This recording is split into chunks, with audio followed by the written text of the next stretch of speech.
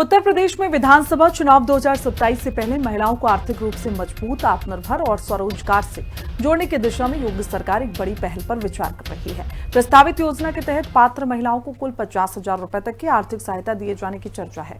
मुख्यमंत्री योगी आदित्यनाथ के नेतृत्व में प्रस्तावित ये योजना महिला सशक्तिकरण को आर्थिक आत्मनिर्भरता से जोड़ने की दिशा में महत्वपूर्ण कदम मानी जा रही है। सरकार की सोच केवल महिलाओं को आर्थिक सहायता उपलब्ध कराने तक सीमित नहीं है, बल्कि उन्हें स्वरोजगार और छोटे कारोबार के जरिए अपने पैरों पर खड़ा करने की भी जरूरत बताई जा रही है। रिपोर्ट देखिए। उत्तर प्रदेश में आगामी 2027 के विधानसभा चुनाव से पहले योगी सरकार महिलाओं को साधने के लिए एक बड़ी सौगात देने जा रही है। महिलाओं के लिए उत्तर प्रदेश की योगी सरकार 50,000 आर्थिक सहायता योजना लागू करने पर विचार कर रही है। इसके पीछे मकसद साफ है कि महिलाओं को स्वरोजगार और आत्मनिर्भरता से जोड़ा जा सके। यूपी की महिलाओं के लिए योगी सरकार की बड़ी पहल, 50,000 तक की आर्थिक मदद का प्रस्ताव, महिलाओं को आर्थिक मजबूती देने की तैयारी।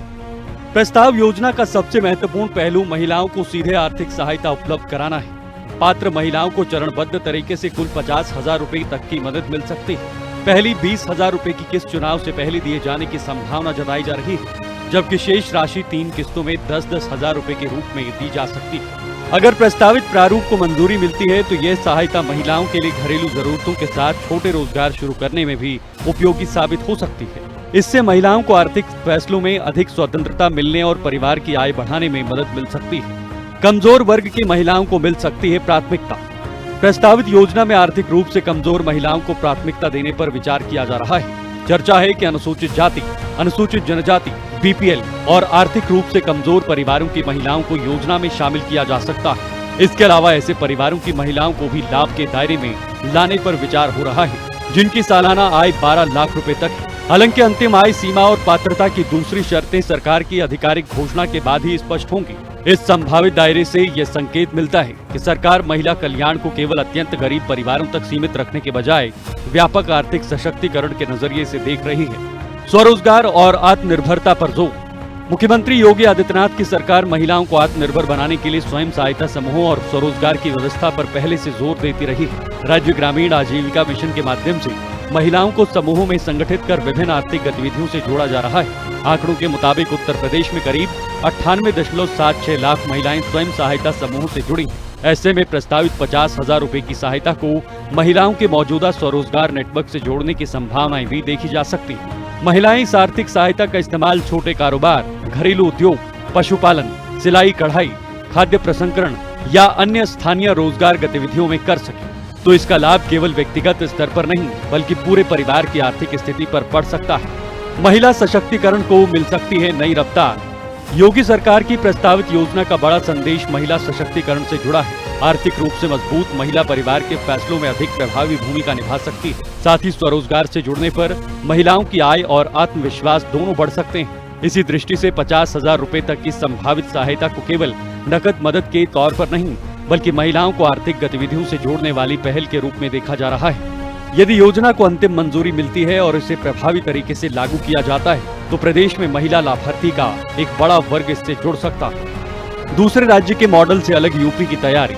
देश के कई राज्यों में महिलाओं के लिए आर्थिक सहायता वाली योजनाएं लागू की गई हैं।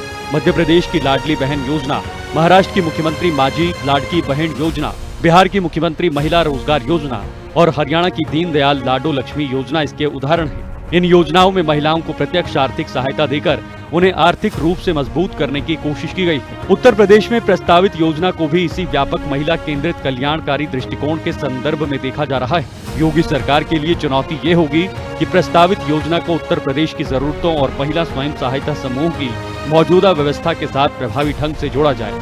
इससे आर्थिक सहायता को स्थायी स्वरोजगार के अवसरों में बदलने में मदद मिल सकती है। चुनाव से पहले पहली किस्त की चर्चा। प्रस्तावित योजना का सबसे चर्चित पहलू चुनाव से पहले पहली किस्त देने का है। संभावित प्रारूप के अनुसार 20,000 रुपए की पहली सहायता चुनाव से पहले और इसके बाद 10-10 हजार रुपए की 3 किस्तें दिए जाने की चर्चा है। महिला वोटरों पर बढ़ता फोकस। उत्तर प्रदेश में महिला मतदाताओं की संख्या करीब 5.67 करोड़ बताई जाती है। ऐसे में प्रदेश की चुनावी राजनीति में महिला मतदाताओं की भूमिका बेहद महत्वपूर्ण है। राजनीतिक दल महिलाओं के लिए कल्याणकारी योजनाओं और आर्थिक सहायता के जरिए अपने समर्थन आधार को मजबूत करने की कोशिश करते रहे हैं। प्रस्तावित योजना को लेकर राजनीतिक चर्चा भी तेज है। योगी सरकार का बड़ा महिला केंद्रित विजन। मुख्यमंत्री योगी आदित्यनाथ के नेतृत्व में प्रस्तावित 50,000 रुपए तक की सहायता योजना महिला कल्याण को आर्थिक आत्मनिर्भरता से जोड़ने की दिशा में एक महत्वाकांक्षी पहल हो सकती है।